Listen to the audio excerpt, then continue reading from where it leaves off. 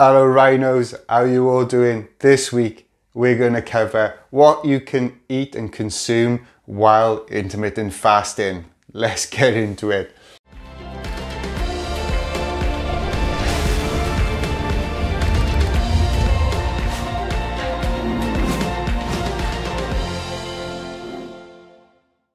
Why am I qualified to talk about this? Well, my name is John Collett, and in March 2018 I got diagnosed with type 2 diabetes, and I managed to reverse my condition naturally, and I want to help you do the same. In this video I'm going to assume that you want to start fasting and that you want to start losing weight, lowering that blood sugar and improving your insulin resistance. If you want to know if fasting is a benefit to you as a type 2 diabetic, go watch this video by here. But in this video we're going to cover what type of foods you can consume during your fasting period, what foods you should be eating and what foods you should be avoiding. And stick around to the end because I got a free gift for you to help you on your intermittent fasting journey. So what can you consume when you're fasting? Well, the answer to that is you shouldn't be consuming any food whatsoever during your fasting period, because the whole point is not to eat any food that will increase your blood sugar. And the longer you can do that, the better. Now, the good news is, according to the British Medical Journal, we can go anywhere between 8 to 21 days without eating any food. And we can go up to 2 months without eating any food, as long as there's an adequate water supply. So don't panic. Though your body will send you mixed messages at the beginning, don't panic about that. But what can you consume when you are in this fasting period? Well, the first thing you can consume is water. A lot of the time when we are feeling hungry, what we're actually feeling is dehydrated. And when now I recommend you drink 2 liters of water a day. I always start the morning with half a liter of water to get me going.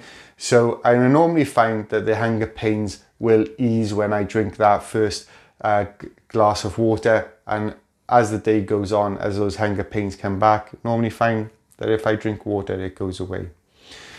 Now, it is okay for you to stick a lemon or lime in that water. That does help. The juices from the lemon and lime really helps with the intermittent fasting as well. Also gives it a bit of flavour.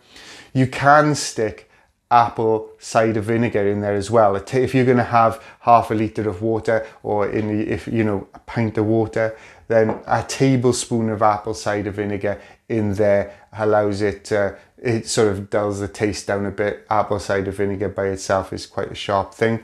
And if that's the type of thing, no, it's a proven fact that apple cider vinegar helps with your insulin resistance and blood sugar levels. I've never found any real benefit to me, but then there could be a lot of different reasons for that. And maybe because by the time I started trying apple cider vinegar, I'd already lowered my blood sugar. So other things that you can have is coffee, obviously black coffee without any milk. And I do recommend you don't stick any sweeteners or stevia or anything like that in it. I know some people say you can, depending on what type of sweetener you put in. I wouldn't recommend it. Look, I know it doesn't, when you're used to having sugar in your hot drinks, it doesn't taste great when you take it out. But what I found, after about a month, my taste buds changed, okay? And now I find it, if I have a cup of tea or I have coffee and it's got sugar on it, I can smell it. It smells awful, okay? I don't even want to put it in my body. So, you'll have a period of time, but black coffee is fine. Another thing I like is green tea. Green tea is great. I love green tea. It took me a while to come around to green tea as well, because the first time I started drinking green tea, it tasted like metal. But then that is a good sign if you get what you pay for. Okay, so there's some better quality green teas out there that will benefit you as well. I strongly advise that you stay away from energy drinks, Diet Cokes, anything like that, because they tend to have sweeteners in them, which is going to break your fast. And then bulletproof coffee. If you're on a keto diet, that's a different thing, but you know, there's 400 calories in bulletproof coffee, so I would avoid that as well. But here's a quick tip. First, you want to ease yourself into this fasting journey. So if you want to start at 10 hours, then go 11 hours, and then go 12 hours and lead up to the 16 hours so you get used to it, that's perfectly fine for you to do that. Yet again, every time you feel that hunger, just have a drink of water.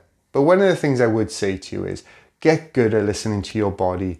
If you've drunk that water, you've had that cup of tea, you've had that coffee, and still the hunger is there, it's okay to eat something, okay?